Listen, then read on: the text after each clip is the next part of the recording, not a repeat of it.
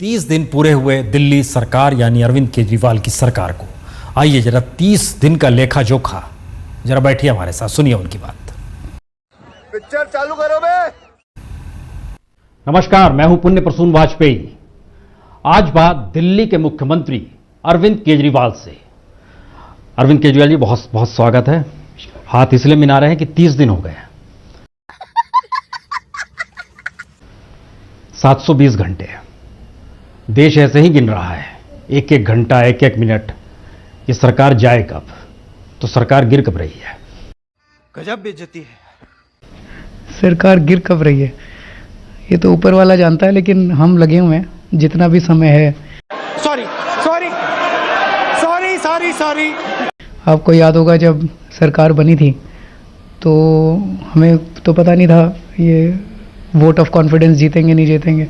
तब मैं कह रहा था, मेरे को बुखार था कि 48 घंटे हैं मेरे पास, इन 48 घंटों में जितना कर सकते हैं कर लेते हैं। तो बिजली के दाम कम करा दिए, पानी के दाम कम करा दिए 48 घंटों के अंदर। माँ खराब हो जाएगा, मैं माँ अम्मा बहन पे आ जाऊंगा, मैं इनकी अम्मा बहन पे आ जाऊंगा। अब जितना हम तो लगे हुए हैं नेक्स्ट स्पीड पे कि रात दिन काम कर रहे हैं और तुरंत हमें जन लोकपाल और स्वराज का कानून पास करना है, जो जितना भी समय मिले। जिस संविधान की शपथ लेकर आप आते हैं उस संविधान को आप सड़क से खारिज कर देते हैं। संविधान को खारिज नहीं किया, संविधान को बिल्कुल, संविधान की बहुत इज्जत करते हैं हम। 26 जनवरी 1950 को बाबा साहब अंबेडकर और हमारे स्वतंत्रता सेनानियों ने इस देश को सबसे खूबसूरत संविधान दिया था। उस संविधान की आत्मा फंडामेंटल राइट्स है। वो कहते हैं राइट टू इक्वालिटी होगी कानून के सामने। आज है हमारे देश में राइट टू इक्वालिटी? कोई बराबर है? नेता और आम आदमी को कानून बराबर समझता है? अमीर पैसे वाले को और गरीब आदमी को कानून बराबर समझता है? अगर आपके पास पैसा है तो आप 2 लाख रुपए का वकील करते हो, और अगर गरीब आदमी हो तो सुप्रीम कोर्ट की शक्ल नहीं देख सकते। दूसरा कानून है राइट टू लाइफ। दिल्ली में 1600 रेप हुए पिछले साल, वो उसके पिछले साल से दुगने हुए। कहाँ है राइट टू लाइफ? 1600 उन लड़कियों का क्या हुआ है जिनके रेप हुए? और उनको छोड़ दो, अगर आज किसी महिला से पूछ लो, मैं तो दिल्ली में कैंपेनिंग के दौरान बहुत घूमा था, किसी महिला से पूछ लो, कोई अपने आप को सुरक्षित महसूस नहीं कर, डर डर के जी रहे हैं। एक बेटी सवेरे घर से बाहर निकलती है तो माँ बाप का दिल धक धक करता है, वापस आएगी कि नहीं आएगी। ये कौन सी राइट टू लाइफ है? लड़की को जिंदा जला दिया गया, ये कौन सी राइट टू लाइफ है? तो फंडामेंटल राइट्स बनाए गए थे।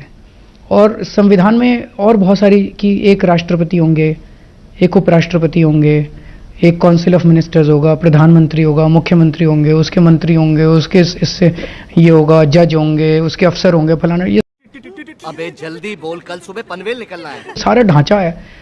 ये ढांचा आम आदमी के फंडामेंटल राइट्स देने के लिए तो बना था, उसी को प्रोटेक्ट करने के लिए बना था।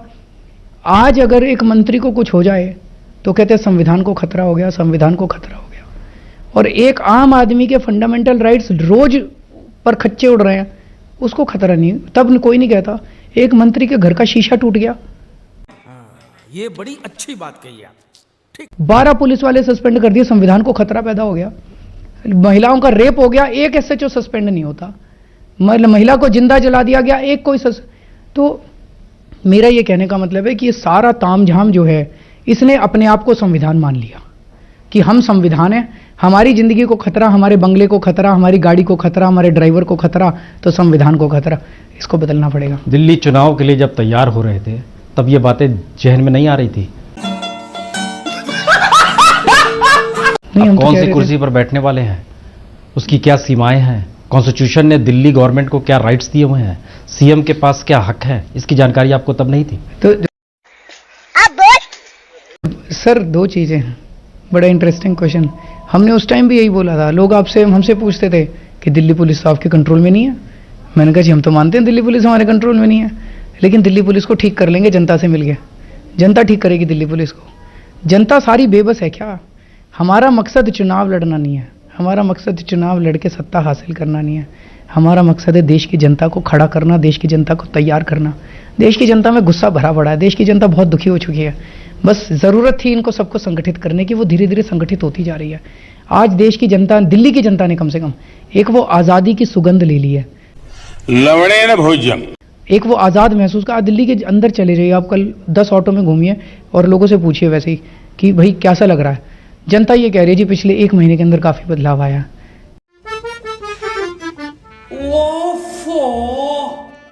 काफ़ी जगह भ्रष्टाचार कम हुआ है, बहुत सारे दफ्तर ऐसे हैं जहाँ पे भ्रष्टाचार कम हुआ है। तो कुछ चीज़ें ऐसी है जो मैं सचिवालय में बैठ के करूँगा मुख्यमंत्री के रूप में, लेकिन अगर चीज़ें, ये सारा का सारा ढांचा हम लोगों ने इसलिए थोड़ी बनाया है कि ये ढांचा दिखा के हम कहेंगे भाई तुम भ्रष्टाचार कम नहीं हो सकता, क्राइम कम नहीं हो सकता। क्यों? क्योंकि अड़चने आ रही हैं। अरे इन अड़चनों को दूर करो, इन दीवारों को दूर करो, इन रूल्स को बदलो, इन कानूनों को बदलो। आप ये कहो कि कानून ऐसा कहता है इसलिए हम भ्रष्टाचार दूर नहीं कर सकते, हद हो गई।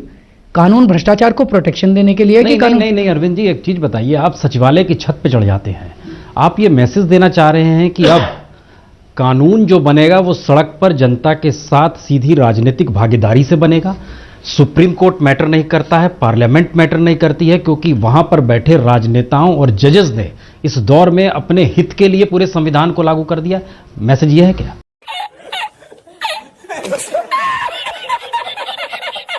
मैसेज ये है कि इस दौरान पूरी की पूरी व्यवस्था गड़बड़ाई है। इस दौरान पूरी की पूरी व्यवस्था गड़बड़ाने से सारे के सारे इंस्टीट्यूशंस गड़बड़ाए हैं। मैं इंस्टीट्यूशंस के खिलाफ नहीं हूँ, लेकिन आज कोई भी इंस्टीट्यूशन जो है मतलब काफ़ी अच्छा कुछ अच्छा काम भी कर रहे हैं, लेकिन मोस्टली इंस्टीट्यूशंस जो है वो आम आदमी के हक में काम नहीं कर रहे, इसीलिए आम आदमी जो है वो त्रस्त हो चुका है। इन इंस्टीट्यूशंस को जवाबदेह बनाने की ज़रूरत है। जब मैंने कहा कि एसएचओ को सस्पेंड करो, तो ऐसा नहीं कि हम दिल्ली पुलिस के खिलाफ हैं। दिल्ली पुलिस के खिलाफ कैसे? हमने कहा जवाबदेही करो। अब उन्होंने कहा कि नहीं करेंगे। क्यों नहीं करेंगे? भाई एसएचओ पलट के कहता है जी या तो जवाबदेही ले लो या महीना ले लो, दोनों एक साथ कैसे चलेंगे? गजब बेइज्जती है। जवाबदेही लोगे तो पैसा कैसे दूंगा मैं आपको? तो पूरा का पूरा सिस्टम, इस सिस्टम के अंदर जवाबदेही तय करने की ज़रूरत है, जो कि बिल्कुल ख़त्म हो गई है। और सीधे आज ये बड़ी बड़ी दीवारें जो हैं, ये सारी दीवारें जनता को अलग करती है। ये शासक है, ये जनता है, और जनता जाती है मिलने के लिए तो कहते हैं कि हम नहीं मिल सकते। शासक तो the people have become obstruction इन। आपने छत पे चढ़ने की बात कही, मैंने क्या बुरा किया? वहाँ पे जनता थी, जनता सामने खड़ी थी, 20,000 लोग थे। पुलिस वाले आए मेरे पास, मैं अंदर चला गया था, पुलिस वाले आए, कहते जी लाठीचार्ज कर देते, अभी भगा देते इनको। मैंने कहा नहीं, लाठीचार्ज नहीं होगा। अब मैं ऊपर गया, ऊपर जाके मैंने जनता को संबोधित किया, सारे बड़े खुश हो गए, सब सारे चले गए चुपचाप। तो मुख्यमंत्री सीधे जनता से क्यों ना संपर्क करे? आज मैं आपको एक उदाहरण देता हूँ। एक आदमी वहाँ पे बैठा हुआ है जंतर मंतर पे। कल मेरे को किसी ने बताया कि उसको 45 दिन हो गए हैं फास्ट पे बैठे हुए। किसी का प्रेशर नहीं था, कोई मीडिया वाला नहीं आया, कोई मेरे से, मैंने खुद इनिशिएटिव लेके उसकी डिमांड्स आज मंगवाई मैंने कि भाई हमारे देश के अंदर एक आदमी क्यों बैठा है 45 दिन से अनशन पे। चल नॉर्मली सरकारें हिलती हैं जब 1 लाख लोग पहुंच जाएं, 2 लाख लोग पहुंच जाएं, मीडिया के सारे कैमरे पहुंच जाए, तब पहुंचते हैं। उसके बाद उसकी डिमांड्स आई हैं, उसमें कुछ डिमांड्स रीजनेबल हैं, हम उसके ऊपर काम कर रहे हैं और हम उसको उठाएंगे इज्जत के साथ। हमारे ही तो देश के लोग हैं, हमारे ही तो अपने लोग हैं, कोई पाकिस्तानी अमेरिका वाले थोड़ी हैं। नहीं, कोई अलग नहीं है, लेकिन कोई एक इंस्टीट्यूशन का जरा आप नाम लीजिए कि जो आपको लगता है ईमानदार है। आपने अभी बीच में कहा था सब नहीं है, कुछ अच्छे भी हैं, कोई एक इंस्टीट्यूशन, कॉन्स्टिट्यूशनल इंस्टीट्यूशन, चलिए। कई सारे ऐसे इंस्टीट्यूशंस हैं जिन्होंने इस दौर में बहुत अच्छा काम भी किया।